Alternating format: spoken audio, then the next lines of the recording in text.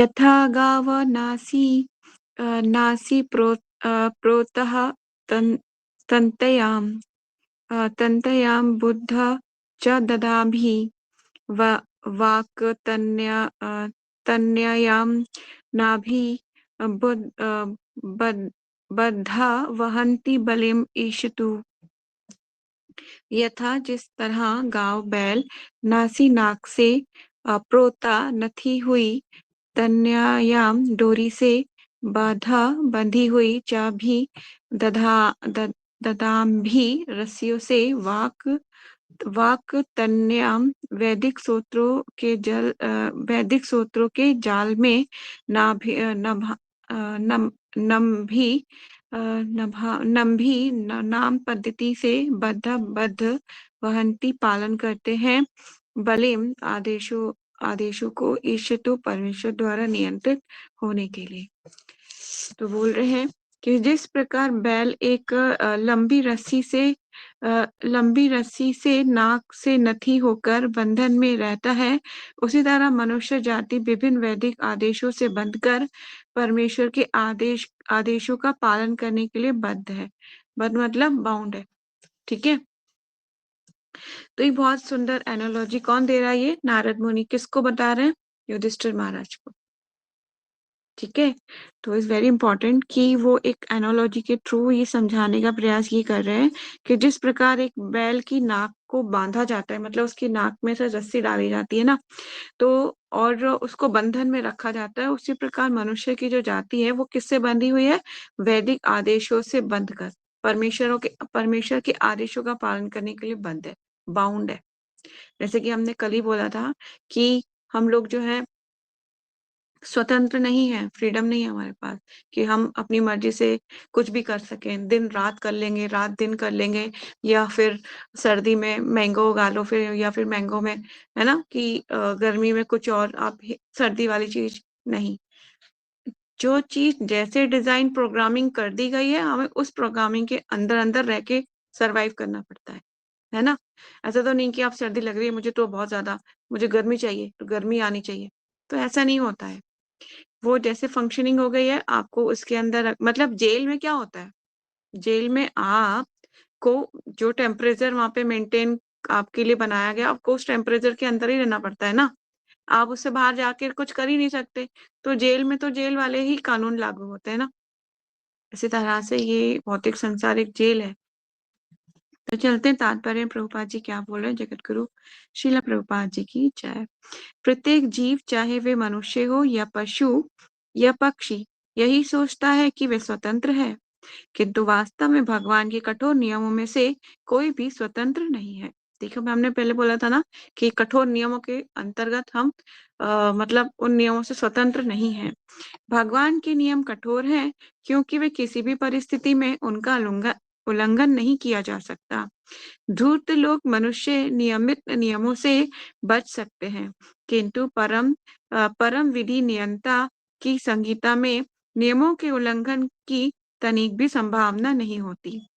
ईश्वर नियमित नियम में थोड़ा सा भी परिवर्तन करने वाले नियम भंजक को काफी कष्ट उठाने पड़ सकते हैं।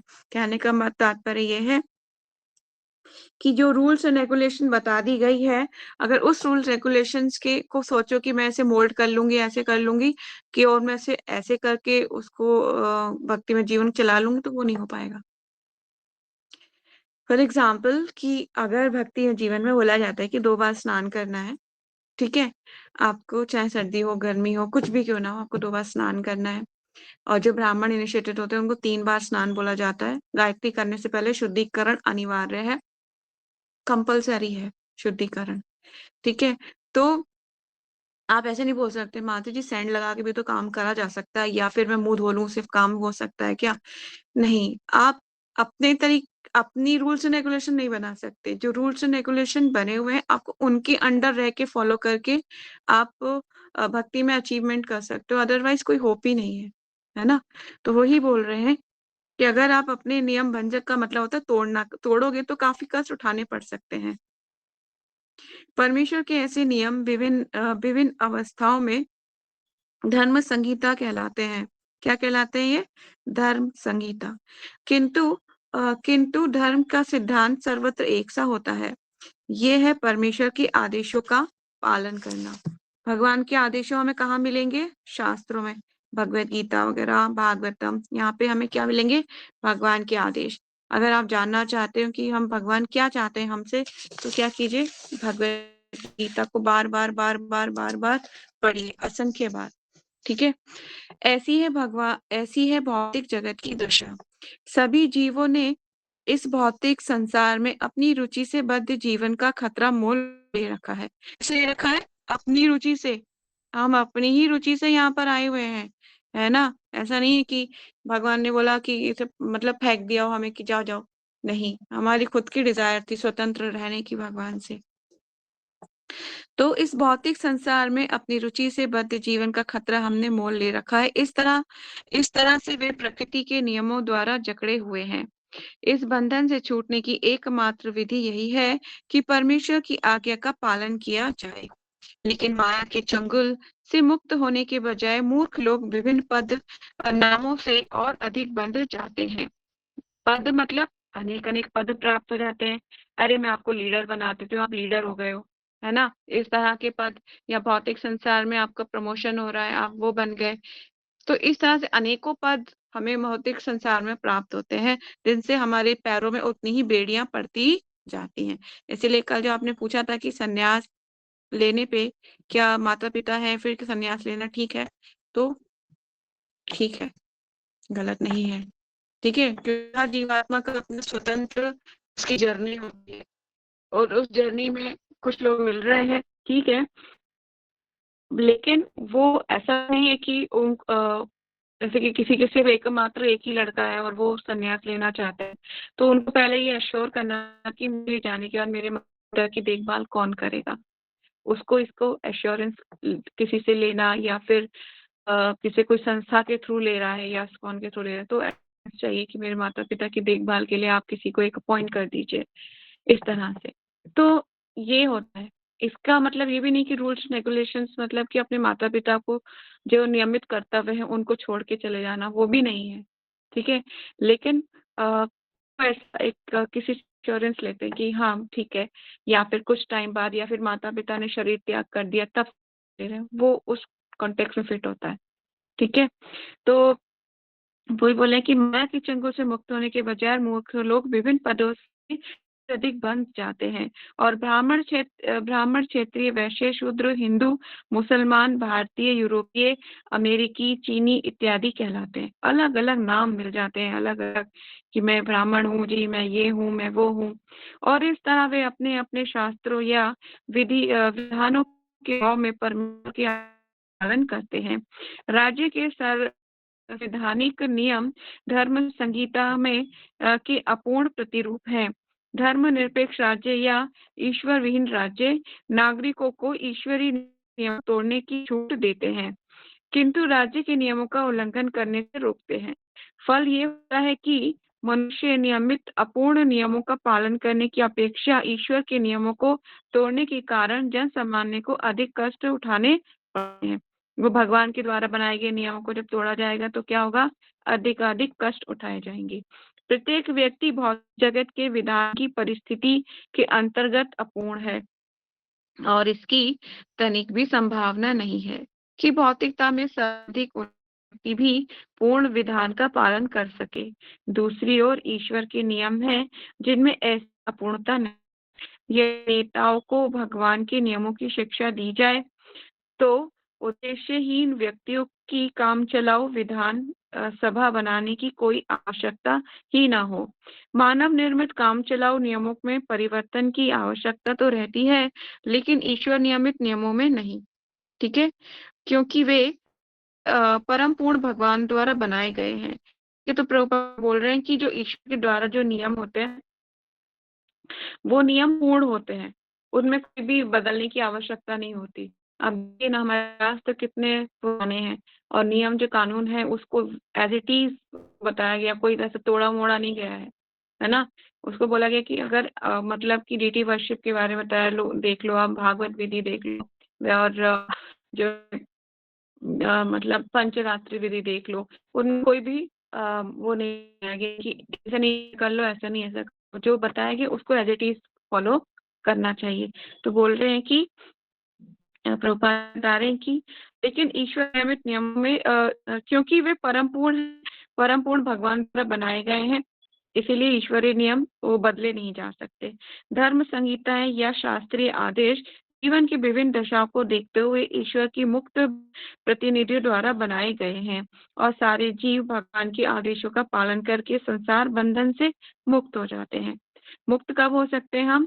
जब ईश्वर के बनाए नियमों का हम एज इट इज फॉलो करेंगे, तब हम मुक्त हो सकेंगे। किंतु जीव की वास्तविक स्थिति तो परमेश्वर के सनातन सेवक की है। अपनी मुक्त अवस्था में वे दिव्य प्रेम से भगवान की सेवा करता है और पूर्ण स्वतंत्रता का जीवन बिताता है। कभी कभी भगवान के समान स्तर पर, तो कभी कभी उनसे भी बढ़कर। लेकिन इस बद्ध भौतिक जगत प्रत्येक जीव अन्य जीवों के ऊपर प्रभुत्वता जमाना चाहता है। मटीरियल संसार में क्या अनेक और लोगों पर प्रभुत्वता अपना प्रभाव दिखाने का प्रयास करते हैं, उन्हें इन्फ्लुएंस करने का प्रभाव करते हैं। पर एक समझ लीजिए कि आप खुद कुछ नहीं हो। इसका हमेशा रिमाइंड रखना चाहिए दिमाग में कि आप नहीं हो कुछ भी। ठीक है? इस तरह माया के भ्रम से वे प्रभुत्व जताने की प्रवृत्ति भौतिक जीवन के आगे आगे बढ़ते रहने के कारण बनी रहती है। अतः जब तक जीव सनातन सेवक भाव की मूल स्थिति को पुनः प्राप्त करके भगवान की शरण ग्रहण नहीं करता, तब तक वे भौतिक जगत से अधिकाधिक बद्ध होता जाता है। ठीक है? जब तक हम क्या है, हम ये नहीं जान जाएंगे कि हमारी जो जीव का सनातन कैसी प्रवृत्ति है, सेवक की। उसकी मूल प्रवृत्ति है सेवा करना। किसकी? भगवान की सेवा करना, भगवान की शरण ग्रहण करना। ठीक है? और तब तक वे इस भौतिक जगत में अधिकाधिक बद्ध होता जाता है। और अगर आप भगवान की सेवा नहीं करोगे, तो किसी और की सेवा करनी पड़ेगी। सेवा तो करनी ही पड़ेगी। हमने बहुत बार पहले भी इसको डिस्कस किया है। ठीक है? और उनसे उनकी सेवा करने से आप बंधते ही जाओगे, बंधते ही जाओगे। यही भगवत गीता तथा संसार के अन्य सभी मान्य शास्त्रों का अंतिम उपदेश है। ठीक है? अंतिम उपदेश क्या है? कि हमें ईश्वर के दास है और भगवान ही समस्त कारणों के अंतिम कारण है। श्लोकास नंबर 46। जयश्री, पढ़ोगे आप? पढ़ो।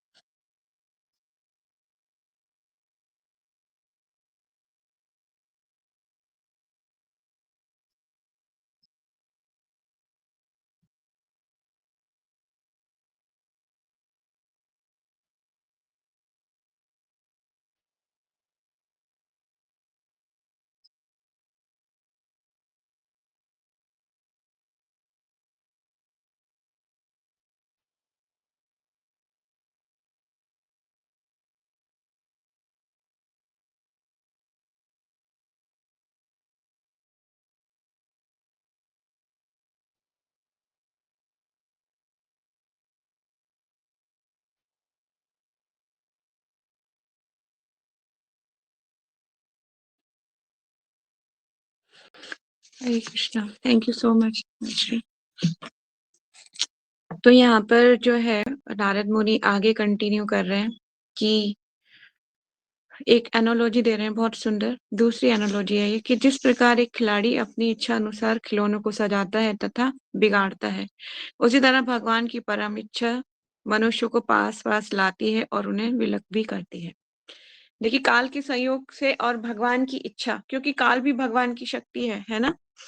तो भगवान की इच्छा से कुछ लोगों को भगवान, जैसे कि हमने कल भी डिस्कस किया था, कि आपके लाइफ में आएंगे और कुछ टाइम बाद चले जाएंगे।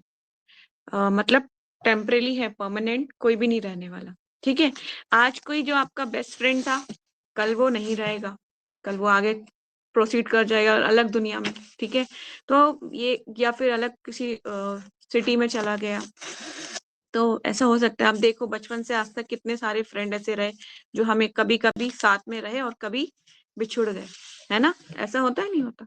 तो वही है, ये सब भगवान की प्लानिंग है, किसको कहाँ लाके मिलाना है और कहाँ किससे किससे अलग कर देना है, ये सब भगवान के द्वारा होता है। तो यहाँ पर प्रभुपाद जी तात्पर्य में बार बार इस चीज को फोकस कर रहे हैं कि भगवान पूर्ण स्वतंत्र है और उन पे कोई भी नियम कानून लागू नहीं होते, है ना। वो अपनी इच्छा सब कुछ कर सकते हैं। तो एक तात्पर्य में जो इम्पोर्टेंट बात ये है कि हम जो पढ़ लेते हैं इसको एक बार और, कि हमें ये सदैव स्मरण रखना चाहिए कि भगवान की इच्छा परम है और वे किसी भी नियम से बंधे नहीं है, मतलब वो पूर्ण स्वतंत्र हैं। सामान्यतः कर्म का नियम यह है कि लोगों को उन्हीं कर्मों का फल मिलता है जिन लेकिन विशेष मामलों में भगवान की इच्छा से ऐसे कर्मफल बदल बदल भी जाते हैं। ठीक है, भगवान की इच्छा होगी तो उसको बदल दिया जाएगा। मैं देखती हूँ कि लाइफ लॉन्ग में बहुत सी ऐसी चीजें हुई, घटती, तो मैं अपनी बता रही हूँ खुद की, कि आ, मतलब कभी कभी ऐसा लगता था कि भगवान बहुत क्रूर है, भगवान ने ऐसा क्यों किया। लेकिन कुछ टाइम बाद लगता था कि जो हो रहा है अच्छे के लिए हो रहा है। तो मम्मी बोलती थी कि अभी भी भगवान कभी कुछ करते हैं ना तो वो अच्छे के लिए करते हैं। पर कभी कभी हमें लगता है कि आपका हाथ, फॉर एग्जाम्पल हाथ आपका कट गया, चोट लग गई, फ्रैक्चर हो गया, या कुछ कुछ भी हो सकता है, तो आप कहोगे अब यहाँ पे मैं कैसे सोचूं कि ये भगवान की इच्छा है, जो करते हैं अच्छा करते हैं। आपको तो उस टाइम पे लगेगा कि भगवान तो बहुत बुरा कर रहे हैं ना, मेरे साथ ऐसा हुआ है, मुझे किसी ने चीट कर दिया, मुझे किसी ने धोखा दे दिया, या कुछ भी ऐसा हो गया जो आपको लग रहा है कि वो खराब है। लेकिन भगवान की दृष्टि से देखो तो वो अच्छा है। क्योंकि एक स्टोरी में मैं आपको बताती हूँ कि मैंने पहले भी वो स्टोरी आपसे शेयर की थी कि मंदिर में एक विग्रह थे, विग्रह का नाम मुझे अभी याद नहीं आ रहा, कि उस विग्रह में भगवान थे और एक सेवक था जो झाड़ू लगाता था वहां पर। ठीक है, और वो झाड़ू लगाता था रोज, श्री नाथ जी के विग्रह थे, आई थिंक सो। तो वो झाड़ू लगाते थे और भगवान खड़े रहते थे, तो वो एक दिन भगवान से बोलता है, भगवान तुम खड़े खड़े थक जाते होगे, ये काम मैं कर देता हूँ। मतलब आप खड़े हो, आप जो है आपकी जगह खड़ा मैं हो जाता हूँ, ठीक है, आप तो थक जाते होंगे, जाके आप विश्राम कर लो। तो विग्रह रूप भगवान बोलते हैं कि ठीक है, अगर तुम ऐसा, क्योंकि वो भक्त था ना झाड़ू जो लगाता था, तो वो रोज देखता था मंदिर में भगवान खड़े खड़े खड़े, थक जाते होंगे भगवान, तुम थक जाते होंगे। तो क्या होता है कि वो विग्रह जो है, भगवान की जो विग्रह है, फिर वो भगवान विश्राम करने चले जाते हैं, वो भगवान की जगह खड़ा हो जाता है, सेम ऐसे ही हाथ करके। तो बहुत लोग आते हैं और देखता है, दिन में बहुत सारे लोग प्रेयर्स करते हैं, बहुत सारे लोग अपनी अपनी मन्नतें मांगते हैं, बहुत घंटियां बजती हैं, शोर मचता है, भोग लगता है, सब कुछ होता है। लेकिन ना उसने देखा कि एक जो है एक बहुत गरीब इंसान आया और उसने क्या किया, भगवान से बोला, भगवान आ, मेरे पास कुछ है नहीं आपको देने के लिए और मैं बहुत गरीब हूँ, आज सुबह से कोई भी मतलब कोई भी काम नहीं मिल पाया और आज बहुत ही कम पैसे मिले हैं, मैं 5 रुपए मुझे मिले हैं सुबह से, और ये मैं आपको अर्पित करता हूँ, मैं आज आपके लिए और कुछ नहीं ले पाया। तो भगवान से प्रेयर करता है कि भगवान मुझे कुछ धन प्राप्त हो तो मैं आपकी सेवा और अच्छे से करना चाहता हूँ, अपने घर के परिवार की भी सेवा करना चाहता हूँ, वो लोगों को मैं खाने के लिए कुछ नहीं दे पाता, बहुत गरीब था। तो वो वहां पे प्रेयर कर रही होता है, फिर इतने में एक धनी आदमी आ जाता है, वो बहुत धनी था। तो वो कहता है कि भगवान क्या नाम है, थैंक यू सो मच, आपने मुझे इतना कुछ दिया, आपका कोटि कोटि धन्यवाद। तो वहां पे अपना मनी पर्स वहीं भूल जाता है। उसी हुंडी के पास, ठीक है? क्योंकि हुंडी में उसने कुछ निकाल के पैसे डाले थे, तो वहीं वो अपना मनी पर्स भूल जाता है। तो वो चला जाता है धनी आदमी, वो गरीब आदमी वहीं खड़ा होता है, तो जैसे ही वो आँखें खोलता है, देखता है पर्स, तो फिर भगवान को थैंक यू बोलता है, थैंक यू भगवान, आपने मेरी मदद कर दी, मुझे धन दे दिया। वो चला जाता है उसको पर्स को लेके। अब इतने में एक क्या कहते हैं, वो जो नाविक होता है ना, सेलर किसे बोलते हैं, नाविक जो होता है, जो जहाज लेके जाते हैं, पानी के जहाज, तो वो आता है। वो वहां पे फिर प्रेयर करता है, भगवान मैं कल जहाज लेके जा रहा हूँ, सब कुछ अच्छे से रहे, कोई दिक्कत ना हो। समुद्र में यात्रा करना बहुत मुश्किल होता है, आप कृपा करना सब कुछ ठीक हो। तो वो ये प्रेयर कर रही होता है, इतने में वो धनी व्यक्ति वापस आ जाता है और ये बोलता है कि मेरा मनी पर्स यहाँ से चोरी हुआ, किसी ने तो लिया, इसी ने लिया है मनी पर्स। जो उस नाविक को बोलता है, इसी ने लिया है मेरा मनी पर्स। पुलिस को लेके आता है वो। तो फिर क्या होता है, आ, पुलिस उसको पकड़ के ले जाती है। पकड़ के ले जा रही होती है, इतने में जो ये नकली भगवान बने हुए हैं ना, भगवान की जगह पे जो खड़ा हुआ था सेवक, झाड़ू जो लगाता था, उसको ये देखा नहीं जाता। उसे लगा था बहुत अन्याय हो रहा है, बहुत ही अन्याय हो गया है। तो वो क्या करता है, अब उसमें से बोलना शुरू कर देता है, नहीं नहीं, सुनो, ये नाविक ने नहीं नहीं लिए पैसे तुम्हारे, वो एक गरीब आदमी ने लिए हैं। तो फिर जो है सब लोग मान लेते हैं कि हाँ भगवान विग्रह से बोल रहे हैं, भाई सही बात बोल रहे होंगे, है ना? लेकिन भगवान ने फिर क्या होता है, अब जो है उस सेलर को मतलब वो छोड़ दिया जाता है, और वो जो गरीब आदमी उसे पकड़ के ले जाया जाता है और उसे जेल में डाल देते हैं। तो भगवान ने सिर्फ एक ही शर्त ली थी कि तुम अगर मेरी जगह पे खड़े हो रहे हो, सब कुछ करना पर बोलना मत, ठीक है? कुछ कहना नहीं है, कुछ करना नहीं है, तुम्हें सिर्फ खड़े रहना है। लेकिन वो अपनी भूल गया कि उसने भगवान को क्या वचन दिया था और बोल पड़ा बीच में। तो फिर शाम होती है, भगवान आते हैं वापस, तो बोलते हैं हाँ, क्या हाल है तुम्हारे, ठीक ठाक हो? बोले, हाँ भगवान, आप कितना सहन करते हो, है ना, कितने लोग प्रेयर करते हैं ये, और कितनी घंटियां बजती हैं, शोर कितना होता है। तो भगवान बोलते हैं हाँ हाँ, भगवान होना आसान काम नहीं है, समझ में आ गई ना तुमको? बोले हाँ। तो बोले कि भगवान आज ऐसे ऐसे हुआ। तो भगवान बोले तुमने क्या किया? बोले मैं तो बोल पड़ा, मैं अन्याय कैसे सहन कर सकता था? तो भगवान बोले बेवकूफ, मैंने तुमको बोला था बोलना नहीं है, तुमने पता है क्या कर दिया? बोले क्या हुआ? भगवान बोले देखो, मेरी इच्छा से वो जो गरीब आदमी आया था ना, उसके पास धन नहीं था, बेचारा कुछ धन मुझे अर्पित करना चाहता था, और कुछ सेवा, अपने परिवार को, भूखे प्यासे थे उसके परिवार के 3 दिन से लोग, उनको भोजन देना चाहता था। तुमने क्या किया, वो उसको, और जो धनी आदमी आया था जिसका मनी पर्स वहां गिर गया था, वो उसने कभी कोई पुण्य कर्म किया ही नहीं था। मैं चाहता था कि उसका धन वो गरीब आदमी को मिले, ताकि उसके अकाउंट में कुछ पुण्य कर्म चला जाए, तो वो कुछ नरक जाने से बच जाए, ठीक है? और तीसरा जो नाविक आया था, वो आज अगर वो नाव लेके जाता तो वो मर जाता, क्योंकि आज उसकी मौत लिखी थी, मैं उसको बचाना चाहता था। तुमने क्या किया, वो नाविक जो है बेचारा वो मर गया होगा, और क्या नाम है, तुमने सब कुछ उल्टा पुल्टा कर दिया। तो कहने का मतलब ये है कि प्लानिंग भगवान की ही होती है, पर हमें उस टाइम पे गलत लगता है, ठीक है?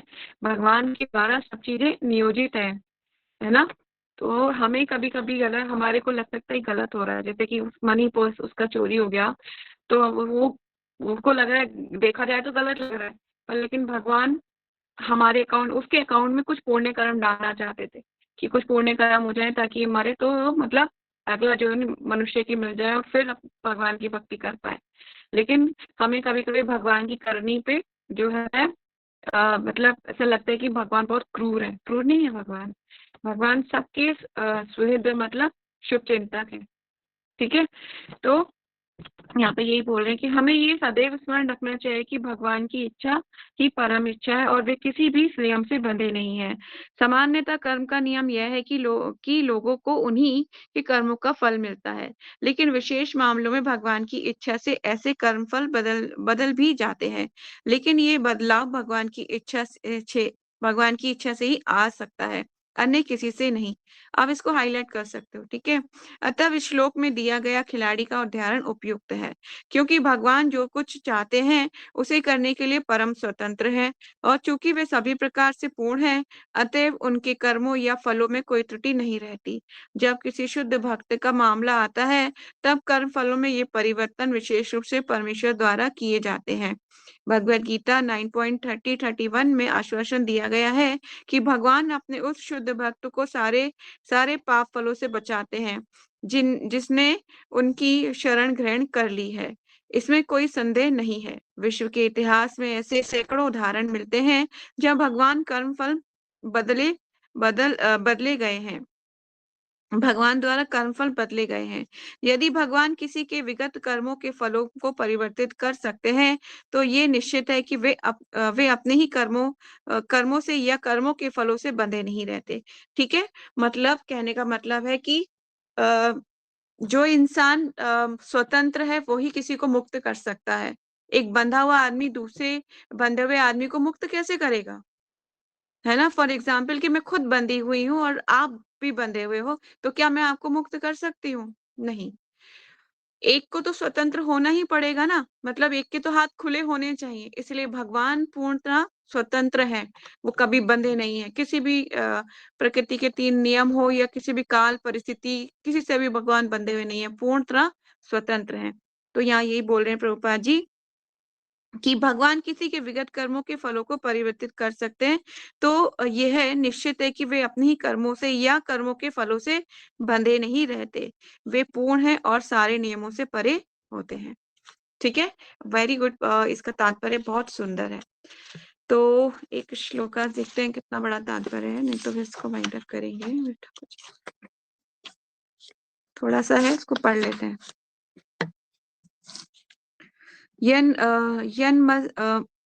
यत् मन्यसे ध्रुवं लोकध्रुवं च वा यत् मन्यसे ध्रुवं लोकं ध्रुवं वा न चोभयं सर्वथा नाहि चोयस्ते स्नेह स्नेह स्नेह अन्नत न मोह जात। सॉरी। यत भले ही मन से सोचते हो ध्रुवम परम सत्य, लोकम लोकों की अध्रुवम अवास्तविकता, अवा अथवा ना नहीं, चा भी उभयम अथवा दोनों, सर्वदा सभी परिस्थितियों में, ना कभी नहीं, ही निश्चय ही, शोचन्य शोक के विषय, ते वे स्नेहात स्नेह के कारण, अन्यत अथवा दूसरी तरह मोह जनित।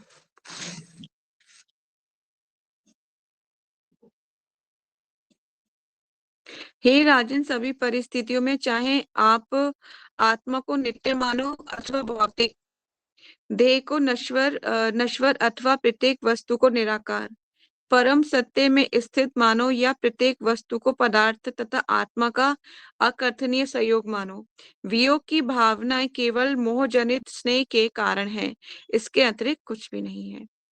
ठीक है, जब वियोग होता है वो कैसी होती है? मोह जनित स्नेह के कारण आपको मोह होता है उससे, तभी आपको वियोग फील होता है, मतलब सेपरेशन फील होती है किसी से, है ना। अगर कुछ मतलब जो आपसे कंटिन्यू जिसी से आप मिलते रहते हो डे टू डे लाइफ में, अगर वो चला जाता है तो आपको जो उसका वियोग होता है वो मोह के कारण होता है ना, क्योंकि आपने उसके साथ कुछ समय एक्सपेंड किया हुआ है, बिताया हुआ है। देखो, डे टू डे लाइफ में सब दूध वाला कितने लोग हैं, वो चले जाते हैं तो क्या वो दुख होता है हमको कि आज वो दूध दे के चला गया, माता जी बहुत रोना आ रहा था, बहुत ज्यादा मैं रोई आज तो, ऐसा हुआ है? नहीं, क्योंकि हम उससे प्रेम नहीं करते। हम मानते हैं कि वो अपना कार्य कर रहा है सिर्फ, ठीक है ना, उससे प्रेम नहीं है। तो तात्पर्य में श्रीला प्रभुपाद जी की जय। वास्तविकता यह है कि प्रत्येक जीव परम पुरुष के व्यक्तिगत अंश है, और इसकी स्वाभाविक स्थिति अधीनस्थ सहयोगी सेवक की है। कैसा सहयोगी? जो अधीनस्थ हो, मतलब आधीन हो, चाहे जीव अपनी बद्धावस्था में हो अथवा ज्ञान ज्ञान तथा शाश्वतता से पूर्ण अपनी मुक्त अवस्था में हो, वे नित्य परमेश्वर के अधीन रहता है। लेकिन जो वास्तविकता ज्ञान के जानकार नहीं है, वे जीव की वास्तविक स्थिति के विषय में तरह तरह की कल्पनाएं करते हैं। किंतु दर्शन की सभी विचारधाराओं द्वारा ये स्वीकार किया गया है कि जीव शाश्वत है और ये 5 भौतिक तत्वों से बना शरीर रूपी औरण विनाशशील तथा अस्थायी है। ये शाश्वत जीव कर्म नियम के द्वारा एक भौतिक शरीर से दूसरे में देहांतर करता है। ये भौतिक शरीर अपनी मूलभूत संरचना के कारण विनाशशील है। अतः आत्मा के देहांतर के कारण या किसी अवस्था में भौतिक शरीर के विनष्ट होने से किसी तरह का शोक नहीं करना चाहिए। ठीक है, जब ये हमारा शरीर अ, वो हो जाएगा, विनष्ट हो जाएगा, तो उसके लिए मोह नहीं करना चाहिए। या कोई इंसान शरीर त्याग कर देता है तो उसके लिए ज्यादा मतलब रोना धोना और बहुत ये सोचना कि हाय चले गए चले गए चले गए। आप किसको चले गए, मतलब जब हम आत्मा की उपस्थिति को मान रहे हैं तो ये भी मानो कि वो आत्मा दूसरे शरीर में देहांतर कर गई है, तो उसके लिए रोना ही क्यों है, क्यों रोना है? हाँ, उसके साथ हमने कुछ टाइम एक्सपेंड किया था, बहुत कुछ अच्छे पल हमने उसके साथ एक्सपेंड किए थे। हो सकता है हमें उसके जाने के बाद रोना आए, वो स्वाभाविक भी है। पर लेकिन हमें ये, अगर आपके पास इतना ज्ञान है और जानते हो कि आत्मा का कभी भी किसी काल में ना तो कोई अ, जन्म है ना ही मृत्यु है, तो फिर वो जो है, हाँ, उसके लिए हम इतना विलाप क्यों कर रहे हैं? वो तो दूसरे शरीर में हंसता हुआ चला गया और हम भय भय करके रो रहे हो यहाँ पे, तुम क्या फायदा है उस चीज से? उसके लिए प्रेयर करो, उसकी जर्नी कंफर्टेबल बने, उसको कष्ट ना हो। ठीक है, उसका मोह टूटे इस संसार से, उसके लिए हमें प्रेयर करनी चाहिए, ना कि हमें शोक करना चाहिए। तो प्रभुपाद जी वही बोल रहे हैं कि अतएव आत्मा के देहांतरण के कारण या किसी अवस्था में भौतिक शरीर के विनष्ट होने से किसी तरह का शोक नहीं करना चाहिए। अतः ऐसे कुछ लोग हैं जो भौतिक बंधन से छूटने पर परमात्मा में आत्मा के तदाम्य में विश्वास करते हैं, और कुछ ऐसे लोग भी हैं जो आत्मा के अस्तित्व को नहीं मानते, अपितु पदार्थ में विश्वास करते हैं। हमारे दैनिक जीवन में ना हम जाने कितने पदार्थ तथा अन्य पदार्थों में रूपांतरित होते देखे जाते हैं, किंतु हम ऐसे परिवर्तनशील स्वरूपों के लिए शोक नहीं करते। प्रत्येक दशा में देवी शक्ति का वेग अ अ अपरिहत होता है। इसमें किसी का वश नहीं है, अतएव शोक करने का कोई कारण नहीं होता। तो भगवान प्रभुपाद जी तात्पर्य में बता रहे हैं कि शोक का कोई कारण नहीं है, वो तो दूसरे शरीर में देहांतरण कर जाता है। तो यहाँ पे भी नारद मुनि ये बताने का प्रयास कर रहे हैं, किसको? युधिष्ठिर महाराज को, कि आप ये जो जितनी भी चीजें उत्पन्न होती हैं, वो कैसे उत्पन्न होती है? मोह जनित स्नेह के कारण हमारे को दुख होता है किसी के जाने का, तो आप कितना दुख क्यों मना रहे हो?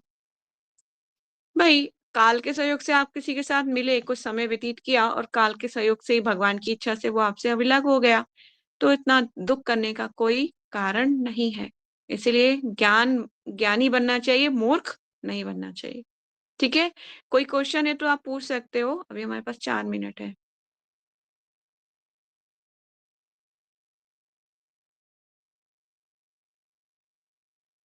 यस, रियल स्टोरी है।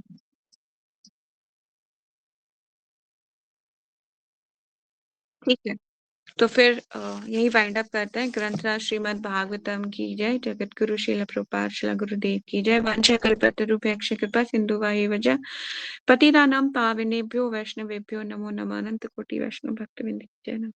प्रभुपाद की जय। श्रील गुरुदेव की जय। Thank you so much Shri Hare Krishna.